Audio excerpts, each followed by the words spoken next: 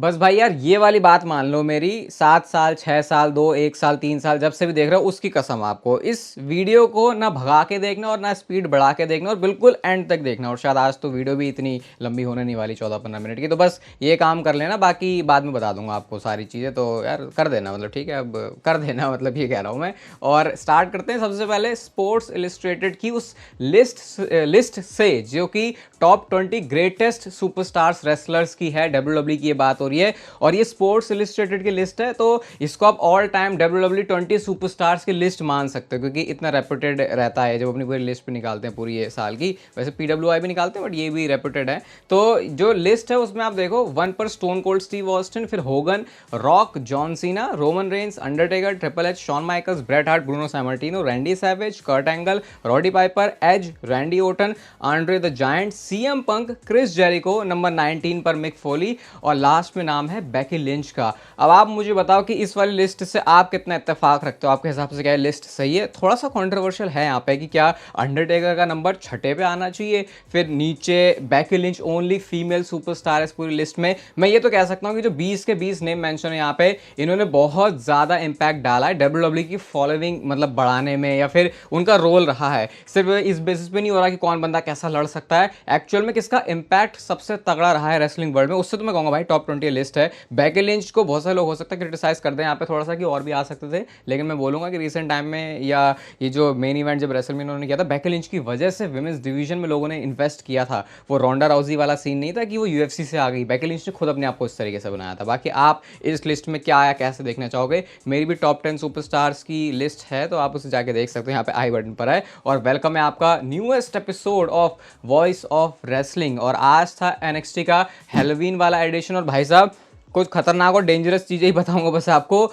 जो टोनी डिएंजेलो और ओबा फेमी का मैच था चैंपियनशिप के लिए, इसमें तो लैडर वैडर सब कुछ उन्होंने डाला हुआ था, स्टिपुलेशन यूनिक थी। भाई क्या खतरनाक स्पॉट था यार, स्पीयर मारा उन्होंने ऐसे कि लैडर पे ऐसे गिराया कि वो लैडर ही टूट जाती है, और वहाँ पे फिर टोनी डिएंजेलो के चेले चपाटे आ गए। और ओबा फेमी यहाँ पे भी जीत नहीं पाए हैं, मतलब चैंपियनशिप वो दोबारा रीगेन नहीं कर पाए, तो रिटेन हो गई चैंपियनशिप यहाँ पे। एम्बुलेंस मैच भी था रिच हॉलैंड वाला आंड्रे चेज के साथ में, और ये भी अच्छा वाला मैच था, इसको आप जाके टाइम में निकाल के देख सकते हो, इंटरेस्ट आपको बड़ा दिलाएगा। एम्बुलेंस मैच वाली स्टिपुलेशन है। और आज एक बड़ी चीज़ ये भी हुई कि डेल्टा, जिनको जरिया ऐसे करके कुछ बोला जा रहा है, ऑस्ट्रेलिया से ये बिलोंग करती हैं और इनको भी एक मसल पावर की तरह देखते हैं, इन्होंने भी आज अपना जो है इम्पैक्ट दिखा दिया है कुछ, तो इसके बारे में बात कर रहे थे लोग। तो एक ये टेक अवेज हैं जो NXT के शो से थे। और मैं सही बता रहा हूँ, बस ऐसा हो गया अब NXT का कि यहाँ पे सुपरस्टार्स की अभी पॉपुलैरिटी उतनी नहीं है, लेकिन अगर जो ये काम कर रहे हैं इसी में आप अभी करंट रोस्टर मेन रोस्टर के सुपरस्टार्स को डाल दो, लोग पगला जाएंगे। कुछ इस लेवल का काम हो रहा है सही में। ट्रिपल एच जो करते थे और जो शॉन माइकल्स कर रहे हैं NXT के लिए,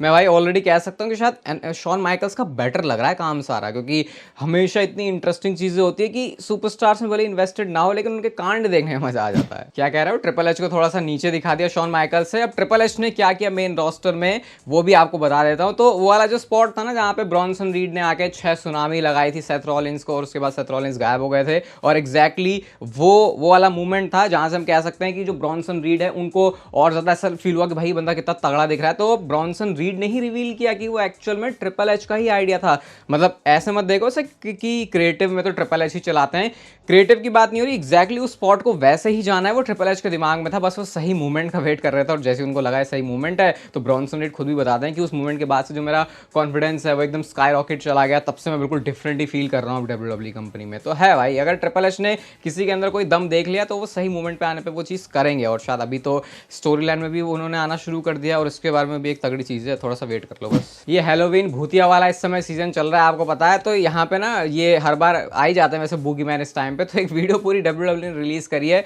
जहाँ पे बॉक्स के अंदर सिर्फ टच करके बताना है कि ये क्या चीज़ हो सकती है। और वैसे तो बहुत सारे सुपरस्टार्स यहाँ पे आए थे, लेकिन जो सबसे एपिक रिएक्शन है वो जेड कारगिल और बियांका ब्लेयर का आता है, क्योंकि सोचो भाई डब्बे के नीचे क्या कोई ये थोड़ी एक्सपेक्ट करेगा कि मुंडी डाली हुई है, लिटरली वहाँ पे वो सिर पे पकड़ के देख रहे हैं, और जैसे ही बूगीमैन वहाँ से निकले लिटरली फट गई है भाई जेड कारगिल और बियांका ब्लेयर की। तो ऐसा कुछ है नहीं यहाँ पे बड़ा अलग सा, लेकिन ये फनी सा रिएक्शन लगा कि भाई मतलब बूगीमैन को हैलोवीन के टाइम पे क्या करना है WWE को ये तो अच्छे से पता है। मैं तो ये बोलता हूँ भाई स्टोरी लाइन में क्यों नहीं लेके आते भाई, ये कितना लोग इंटरेस्टेड हो जाएंगे। बट फिर वही यार, अब लोग फिर सोचेंगे बूगीमैन को अब क्यों ही यूज़ कर रहे हो। मैं तो ऑल इन हूँ भाई इस चीज़ में कि बूगीमैन का स्टोरी लाइन में भी यूज़ होना चाहिए। आप क्या मतलब आप भी हो ये सोचते हो सेम? यार नोट तो WWE कुछ कड़क ही छाप रही है आजकल। अभी इन्होंने रेसलमेनिया की जो टिकट्स है उसको ओपन किया था, और WWE की हिस्ट्री में किसी भी शो के लिए ये सबसे ज़्यादा पैसे हैं जो कि फैंस ने पे किए हैं जिन्होंने टिकट्स खरीदी। और उस टिकट में ये भी हो गया कि क्योंकि डिमांड इतनी ज़्यादा थी कि वो प्राइस को वैसे भी उन्होंने स्पाइक कर दिया, तो इतने ज़्यादा टिकट के प्राइसेस कभी होते नहीं थे।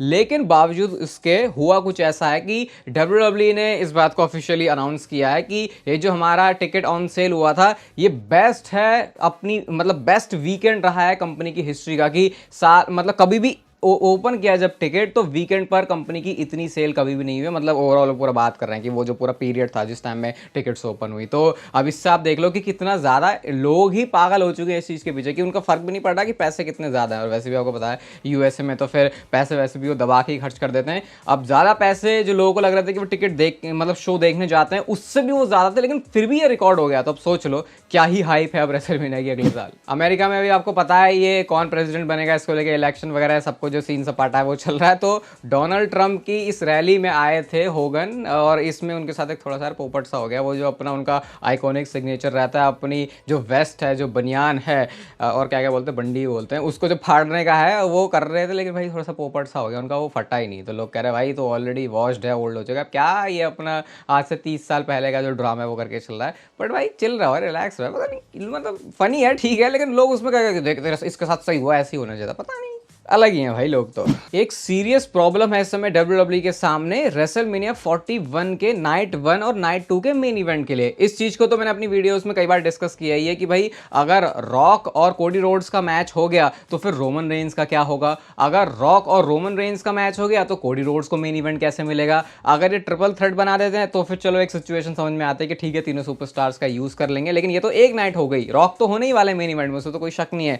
लेकिन यहाँ पर कुछ नाम और भी हैं, जैसे भाई जॉन सीना अभी अपना रेसलमेनिया का लास्ट मैच करने वाले हैं, क्या उनको मेन इवेंट मिलेगा? सीएम पंक वो बंदा जिसका सपना रहा है हमेशा से रेसलमेनिया को मेन इवेंट करने का, वो सीएम पंक की डॉक्यूमेंट्री वाली वीडियो में अच्छे से मैंने आपको बताया है, उनका भी समझ में नहीं आ रहा। और ये तो मैं आपको थोड़े सेफ नाम बता रहा हूं जो कि मेन इवेंट में होने ही होने वाले हैं। लेकिन अगर WWE गुंथर के बारे में सोच रही है, ब्रॉक लेसनर के बारे में सोच रही है, रैंडी ओर्टन के बारे में सोच रही है, तो सोचो ये एक ऐसे नाम है, अगर ब्रॉक लेसनर ऑब्वियसली आ रहे हैं तो ये तभी कंसिडर करके मैं बोल रहा हूं, तो WWE के पास बहुत मुश्किल होने वाला है कि वो किसको रेसलमेनिया के मेन इवेंट में रखेंगे। अब भले ही आप बात कर लो कि बैड ब्लड को किसने मेन इवेंट किया, सर्वाइवर सीरीज को किसने किया, फिर भी वो ऐसा टॉपिक होता है कि लोग उसको भूल जाते हैं। लेकिन जब रेसलमेनिया मेन इवेंट करने की बारी आती है, जो कि सबसे बड़ा, जैसे कोडी ने ही बोला भाई टाइटल जीतने से भी बड़ा मेन इवेंट करना होता है, ऐसा उन्होंने खुद ही बोल दिया भाई जिसके पास टाइटल है। तो अब सोचो WWE इस सिचुएशन को कैसे हैंडल करने वाली है, क्योंकि मैं तो नहीं देख सकता भाई जॉन सीना का रेसलमेनिया का आखिरी मैच है, रेसलमेनिया में लास्ट टाइम कंपीट कर रहा है और वो मेन इवेंट में नहीं है। सीएम पंक उसका तो रोना धोना ही था कि मुझे रेसलमेनिया का मेन इवेंट नहीं मिला, लास्ट ईयर तो रेसलमेनिया में आ ही नहीं पाया, तो क्या अब भी ऐसा नहीं होगा? फिर वो रॉक और कोडी रोमन वाली तो अलग ही सिचुएशन है।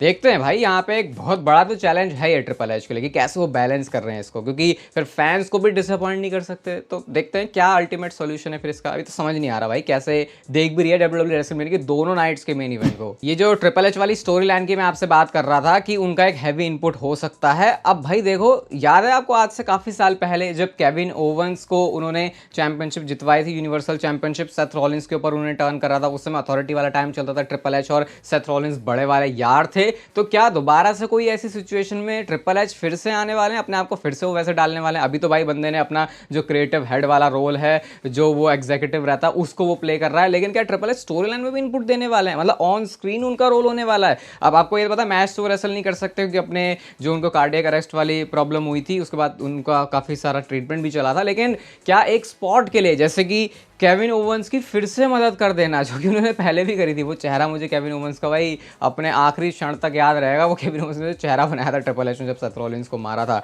तो केविन ओवंस की मदद करने के लिए क्या इस बार रैंडी ओर्टन के ऊपर वो टर्न करेंगे? ऐसा भी हो सकता है। या फिर आप इसको इस तरीके से भी देख सकते हो कि कोडी रोड्स वाली स्टोरी लाइन में भी अगर वो घुस रहे हैं और केविन ओवंस भी वहां पे आ रहे हैं, तो क्या केविन ओवंस के ऊपर टाइटल भी आ सकता है? ये तो थोड़ा ज्यादा हो जाएगा सोचने के लिए, क्योंकि ऐसा नहीं कह रहे हो नहीं सकता, लेकिन बहुत ज्यादा बोल्ड मूव है कंसिडरिंग अभी उस चैंपियनशिप के अराउंड रोमन रेंस और रॉक भी शायद घूम सकते हैं। तो कुछ तो ऐसा लग रहा है कि ट्रिपल एच अपनी स्टोरी लाइन में यूज करने वाले हैं खुद को भी। अभी जैसे वो स्मैकडाउन में भी आ गए थे, रैंडी ओर्टन के साथ उनका सेगमेंट था, तो आइडिया अच्छा है, बट फिर वही बात हो जाती है, ट्रिपल एच को थोड़े ऑफिशियल अथॉरिटी वाले रोल भी संभालने होते हैं, तो फिर वो कैरेक्टर के साथ उसको भी कैसे चलाएंगे कि एक तो WWE का कैरेक्टर अलग, फिर ऑफ द स्क्रीन का कैरेक्टर अलग, तो वो एक प्रॉब्लम है। शायद हो सकता है ब्लड लाइन से रिलेटेड क्राउन जूल के लिए ये आपके लिए एक स्पॉइलर की तरह साबित हो। तो आपको पता ही है क्राउन जूल के अंदर जो मैच होने वाला है वो ब्लड लाइन और ब्लड लाइन वाला सीन सीन सब बांटा है, मैंने आपको कल वाली वीडियो में बता दिया था। अब WWE का अगला शो है सर्वाइवर सीरीज। तो क्राउन जूल में जो भी होने वाला है, ऐसा एक्सपेक्ट किया जा सकता है कि रोमन रेंस और ये जिमी ऊसो, जे ऊसो,